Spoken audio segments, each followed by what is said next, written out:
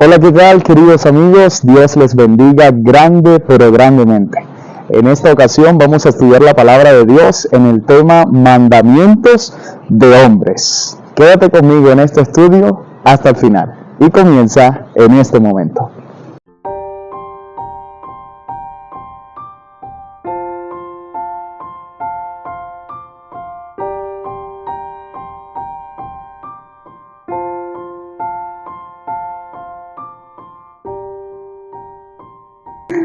Qué hermoso es encontrarnos en esta oportunidad para abrir la palabra de Dios y encontrar un mensaje lleno de esperanza.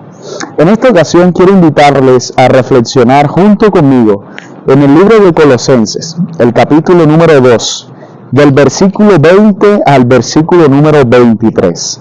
Y dice de la siguiente manera: pues si habéis muerto con Cristo en cuanto a rudimentos del mundo, ¿por qué, como si vivieseis en el mundo, os sometéis a preceptos tales como no manejes, ni gustes, ni aun toques, en conformidad a mandamientos y doctrinas de hombres, cosas que todas se destruyen con el uso?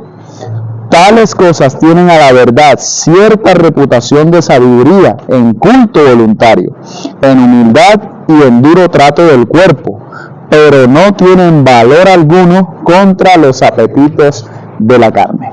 Muy bien, debemos encontrar en este pasaje algo muy importante, y es la expresión mandamientos de hombres.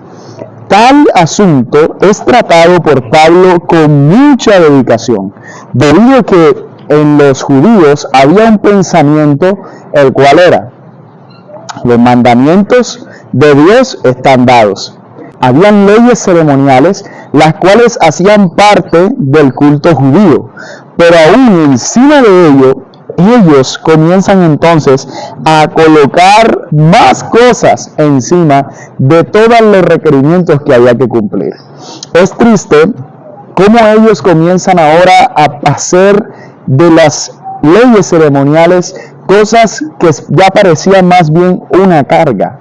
Era casi imposible para la mayoría de personas poder cumplir con todos los requerimientos que ellos tenían.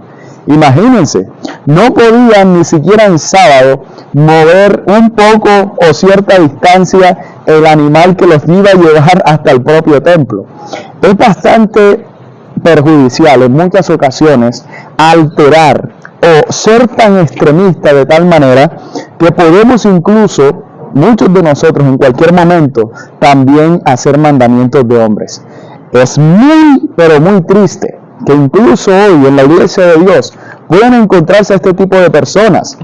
Quizás no son como los judíos de antaño, pero de pronto están siendo utilizados por el enemigo para hacer carga para los hermanos, hacer que otros lleven cargas pesadas, cuando la palabra de Dios, por medio de la ley del Señor que Él ha establecido, que ha dejado para nosotros, en ningún momento Él lo ha hecho para que sea una carga, sino para que sea una bendición.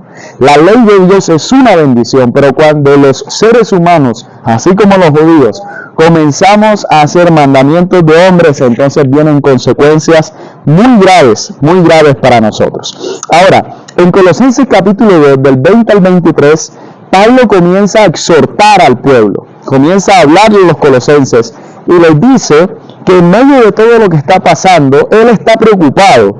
¿Preocupado por qué? Porque al observar las ceremonias judías, él los había visto ya como elementos o rudimentos del mundo. Imagínense, habían llegado a tal punto que todo lo que ellos exigían ya los estaba hasta desviando de la sana doctrina, los estaba llevando a un pensamiento equivocado. Nosotros debemos pedir a Dios cada día sabiduría para entender que nuestra vida no está en este mundo.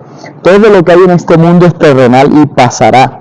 De la misma manera, no necesitamos cargar nosotros con la ley ceremonial, pues simplemente prefiguraba la realidad que se iba a cumplir en Cristo Jesús. ¿Por qué vamos a cargarnos a nosotros mismos teniendo la ley ceremonial o practicando la ley ceremonial cuando ya Cristo en la cruz del Calvario cumplió esta ley? Es importante que nosotros aprendamos a diferenciar entre las cosas que son instituidas por Dios y las cosas que son instituidas por los hombres. Hay algo muy interesante, y es que por medio de Cristo nosotros recibimos salvación. Por medio de la cruz, cuando Cristo muere en la cruz del Calvario, la palabra de Dios dice que ocurrió un evento, y es que el velo del templo se rasgó. ¿Sabías tú que este ejemplo del velo del templo, este rasgamiento del templo que está ubicado en la Biblia, en Mateo 27:51, nosotros como cristianos tenemos la seguridad del velo del templo? Lo que en realidad estaba pasando es que todas las leyes ceremoniales fueron abolidas en la cruz con este acto de rasgarse el velo del templo. Y nosotros, si nos sometiéramos a esas leyes ceremoniales, en gran medida estaríamos entonces negando todo lo que Jesús hizo en la cruz. Así que hay que tener mucho cuidado con este tema. Es por eso que la palabra de Dios dice que tenemos nuevos cielos y nueva tierra. Vamos a abrir la palabra de Dios. Y quiero que vayas conmigo a 2 de Pedro capítulo 3, versículo número 13. La palabra de Dios dice: pero nosotros esperamos, según sus promesas, cielos nuevos y tierra nueva en los cuales mora la justicia. Amén. Esa es la promesa que tenemos. Así que ¿por qué aferrarnos a cosas terrenales?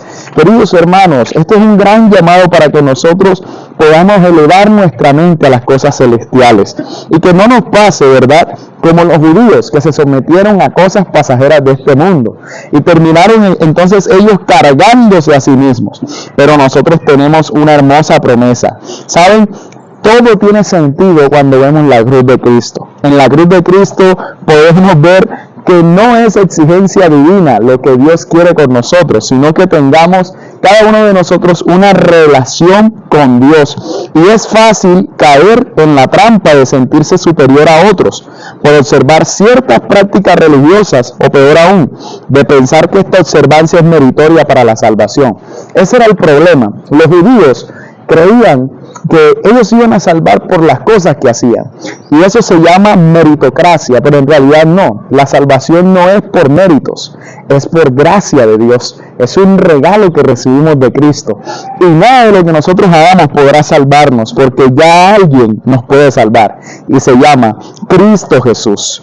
Entonces, al comprender esto, nuestra vida ha de ser diferente, que nuestra vida esté cimentada en la palabra de Dios, en sus escrituras, y que podamos también contarle a otros que hay un Salvador, hay un Señor, un Rey poderoso que se llama Jesucristo, el cual ha dejado su santa ley, y nosotros debemos evitar crear o malintencionar mandamientos de hombres. Es por eso que hagamos siempre la voluntad de Dios. Asegurémonos de que el único fundamento de nuestra salvación sea la obra que Jesús realizó por nosotros en la cruz del Calvario. Por eso te invito en este día a confiar en ese hermoso sacrificio, a decirle hoy a Jesús aquí en los comentarios: Señor, yo quiero aceptar tu sacrificio como el único método para salvarme. Y vamos a orar para culminar con este estudio. Querido Dios, te damos las gracias, Señor, por tu palabra. Gracias por enseñarnos la verdad. Gracias porque en ti encontramos la razón para seguir adelante. Perdónanos, Señor, si hemos puesto otras cosas como mérito para salvarnos, cuando en realidad debiéramos colocarte a ti como nuestro Salvador. Danos, Señor, sabiduría para entender tu palabra, y para que las tradiciones o las costumbres de este mundo no nos arraiguen a lo terrenal, sino que podamos, Señor, agarrados de ti, ir hacia lo celestial. En el nombre de Jesús, amén y amén. Dios te bendiga grandemente, y nos vemos en una próxima oportunidad para seguir estudiando la palabra de Dios. Yo soy tu amigo Daniel Carballido Ruiz, y comparto contigo la palabra de Dios para la salvación de la humanidad. Bendiciones.